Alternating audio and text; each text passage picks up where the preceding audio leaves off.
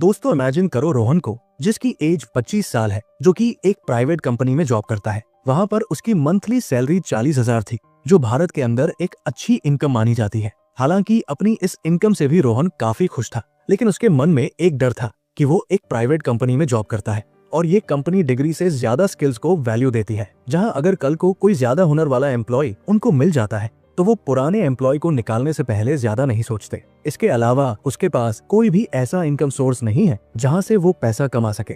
रोहन का वहां पर एक दोस्त था अनवर, जो महीने के 90,000 कमाता था। अनवर उसी कंपनी के दूसरे डिपार्टमेंट में मैनेजर का रोल संभाल रहा था। अनवर के अंदर एक खास बात यह थी कि उसमें हुनर काफी ज्यादा था और इससे वो हर टाइम काफी कॉन्फिडेंट नजर आता। उसे देखकर ऐसा लगता कि मानो उस पर किसी भी तरह का प्रेशर नहीं है। ऑफिस में सबसे ज्यादा अगर कोई चिल माइंडेड इंसान था तो वो अनवर ही था।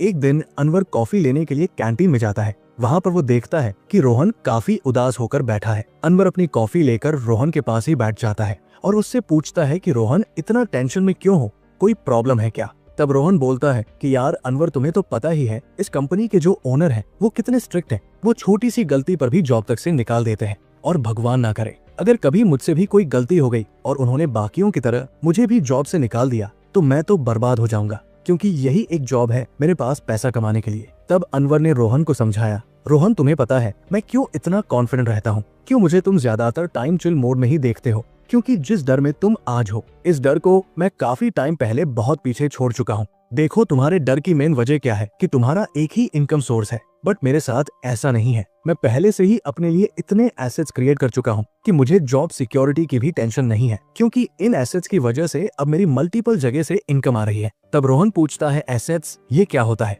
रोहन, एसेट्स वो चीजें होती हैं जो तुमको पैसा कमा कर देती है, जैसे तुम्हारे केस में तुम्हारी ये नौकरी। बट प्रॉब्लम ये है कि तुम्हारे पास सिर्फ यही एक एसेट है। तब रोहन अनवर से पूछता है कि उसके पास कौन कौन से एसेट्स है और वो कैसे मल्टीपल एसेट्स क्रिएट कर सकता है। तो अनवर बोलता है, देखो मैं तुम्हें वो एसेट्स बता देता हूँ जो मैंने खुद के लिए बनाए हुए हैं। इन्हीं में से तुम डिसाइड कर सकते हो कि तुम्हारे लिए कौन सा बेस्ट है।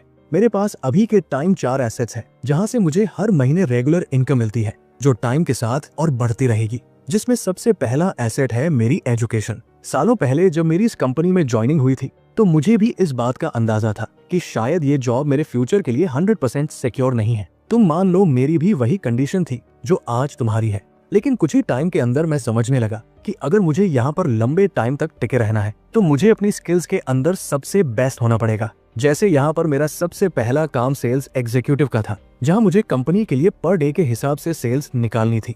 अब उस टाइम मेरे साथ में जितने भी लोग थे वो सेल्स निकालने के लिए वही पुराने घिसे-पिटे तरीके अपना रहे थे, तो मैंने उन्हें फॉलो करने की बजाय अपने नए तरीके निकाले, जिसके लिए मुझे कुछ बुक्स और कुछ कोर्सेज बाय करने पड़े। डेफिनेटली यहाँ मेरा पैसा तो खर्च हुआ, लेकिन मुझे ये क्लियर था कि मेरी ये इन्वेस्टमेंट मेरे लिए आगे चलकर एक एसेट की तरह काम करेगी।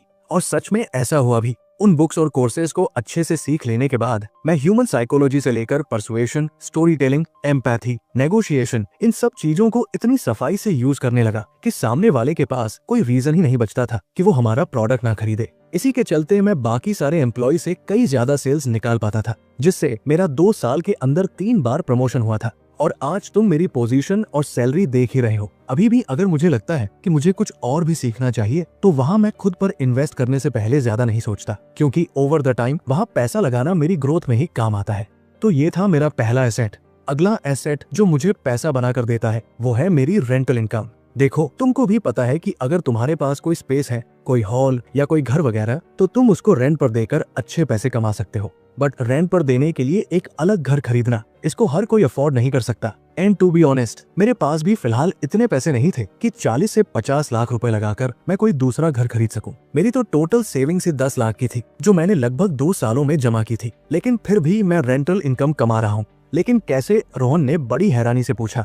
देखो, इंडिया की पॉपुलेशन पिछले कुछ सालों में बहुत तेजी से बढ़ रही है और अभी के टाइम हम पॉपुलेशन के मामले में पहले नंबर पर आ चुके हैं। इसी को देखते हुए मुझे ये सालों पहले ही अंदाजा लग गया था कि आने वाले टाइम में रियल एस्टेट की डिमांड काफी बढ़ने वाली है। लोगों को रहने के लिए घर चाहिए होंगे, जगह चाहिए होगी, बट अगेन हर कोई अपना खुद का घर अफोर्ड नहीं कर सकेगा। तो मैंने और मेरे 4 दोस्तों ने मिलकर 10-10 लाख रुपए जमा किए और 50 लाख की इन्वेस्टमेंट में एक जमीन लेकर उस पर 5 मंजिला फ्लैट तैयार करवा दिया। जब वो फ्लैट पूरी तरह बनकर तैयार हो गया तो उसके हर एक फ्लोर को 13,000 महीने के हिसाब से रेंट पर देना शुरू कर दिया। अभी लगभग 6 साल बाद मैं उस रेंटल इनकम से 9,36,000 रुपए रिकवर कर चुका हूँ और अगले साल में इस फ्लैट के साथ साथ इसकी पूरी इन्वेस्टमेंट रिकवर कर लूंगा। फिर इसके बाद इसकी रेंटल इनकम एज प्रॉफिट मेरे पास आएगी। तुम ये मानो मुझे इन 6 सालों में मेरी 10 लाख की इन्वेस्टमेंट पर 9.5 लाख का प्रॉफिट हो गया। इनफैक्ट अब तो मेरी प्रॉपर्टी की कीमत भी बढ़ गई है। तो ये रेंटल इनकम मेरा दूसरा बड़ा एसेट है।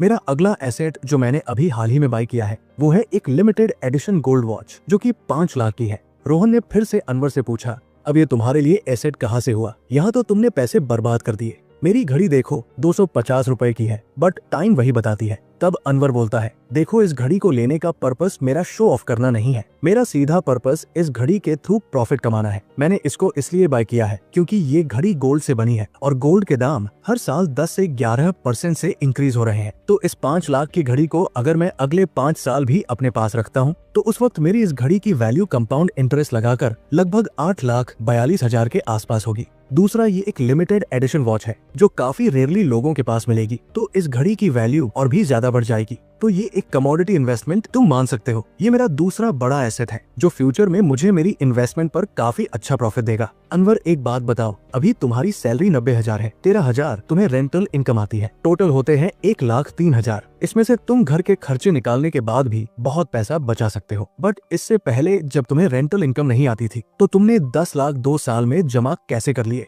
इस पर अनवर ने हंसते हुए जवाब दिया, तुमने सही कहा रोहन, तुम्हारा ये सोचना जायज है क्योंकि अभी तक मैंने तुम्हें अपने सारे एसेट्स नहीं बताए। देखो उस टाइम मेरी मंथली सैलरी 50,000 थी और इसके अलावा मेरे पास कोई और इनकम सोर्स नहीं था। बट जैसा कि मैंने तुमसे कहा, सालों पहले तुम्हारी तरह मेरे मन में भी डर था। माइंड में यही चलता रहता था कि बस यही एक इनकम सोर्स है मेरे पास, अगर किसी वजह से ये बंद हो गया तो क्या होगा। बट क्योंकि मैं खुद को एजुकेट करने के लिए कई अलग अलग बुक्स खरीदता था तो वहीं से ही मुझे एसेट बिल्डिंग का एक कॉन्सेप्ट समझ में आया। तो मैंने फिर बिना ज्यादा फालतू पैसे खर्च किए इसकी तैयारी जॉब लगने के दूसरे साल ही शुरू कर दी थी। मैंने जैसे तैसे उन 1-2 सालों में 3 लाख रुपए इकट्ठा किए और अपने किसी जानने वाले से एक सेकंड हैंड ऑटो खरीद लिया। ये मैंने जानबूझकर किया था क्योंकि मेरा एक पड़ोसी था रमेश, जो उस टाइम पर बेरोजगार था बट वो ऑटो चलाना जानता था। तो उसे मैंने अपने ऑटो को रेंट पर चलाने के लिए दे दिया। वो मुझे दिन के हिसाब से 700 रुपए देता था जो महीने के बनते हैं लगभग 21,000। हालांकि बीच बीच में उस ऑटो के अंदर कुछ एडिशनल खर्चे भी होते थे बट फिर भी मेरी बिना किसी इन्वॉल्वमेंट के मैं ऑन एन एवरेज 18,000 तो वहाँ से कमा लिया करता था। तो उस टाइम मेरी एक महीने की कमाई 50,000 नहीं बल्कि करीब 68,000 थी, जिससे मैं इतने कम टाइम में काफी पैसे सेव कर पाया। वैसे आज भी मेरी इन्वेस्टमेंट पर 2 ऑटो चल रहे हैं जिनका पर डे रेंट बढ़ाकर मैंने 1,000 किया हुआ है। तो एडिशनल खर्चे काट पीट कर मैं ऑन एन एवरेज मंथली वहाँ से 50,000 निकाल रहा हूँ। अब ओवरऑल इन सब एसेट्स का अगर मैं टोटल निकालूं